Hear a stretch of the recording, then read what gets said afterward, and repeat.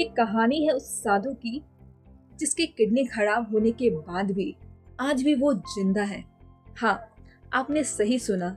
ये है प्रेमानंद बाबा, जिनकी दोनों किडनियां कई साल पहले काम करना बंद कर चुकी है, लेकिन इसके बावजूद उनका शरीर चल रहा है, उनकी सांसें चल रही है और वो शांत ध्यान अवस्था में जीवित है। जी हाँ, साइंस कहती है किडनी फेल होने के बाद इंसान कुछ ही हफ्ते में मर जाता है, लेकिन प्रेमानंद बाबा आज भी सांस लेते हैं, जीवन जीते हैं, राधा रानी का नाम लेते हैं, सत्संग करते हैं। तो सवाल ये है, क्या प्रेमानंद बाबा एक साधारण इंसान है या योग की एक ऐसी शक्ति के स्वामी जिसे मॉडर्न मेडिकल साइंस आज भी नहीं समझ पाई। कहा जाता है उन्होंने अपनी प्राण ऊर्जा को नियंत्रित कर लिया है। अब उनका शरीर वैसे नहीं चलता जैसे आम इंसानों का चलता है। कुछ लोग कहते हैं ये सिद्ध पुरुष है, कुछ का कहना है कि मृत्यु को मात दे चुके हैं, तो कुछ कहते हैं ये जीवित चमत्कार है। प्रेमानंद बाबा जी के बारे में जो सबसे बड़ा रहस्य है वो है उनकी किडनी, जो कि दोनों खराब है, फिर भी आज वो जीवित है। आज हम सबके सामने वो चलते हैं, फिरते हैं, साथ में नाम जप करते हैं, सत्संग करते हैं, प्रवचन करते हैं, लेकिन फिर भी ये बात एक रहस्य बनी हुई है कि ये कैसे पॉसिबल है।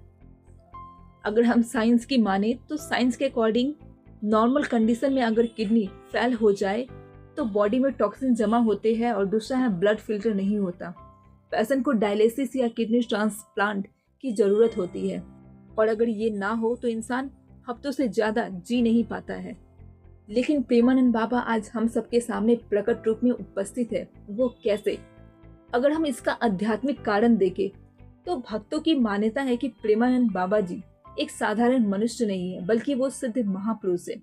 उन्होंने ऐसे योग सिद्ध किए हैं जिनसे शरीर बिना अंगों के भी चल सकते हैं।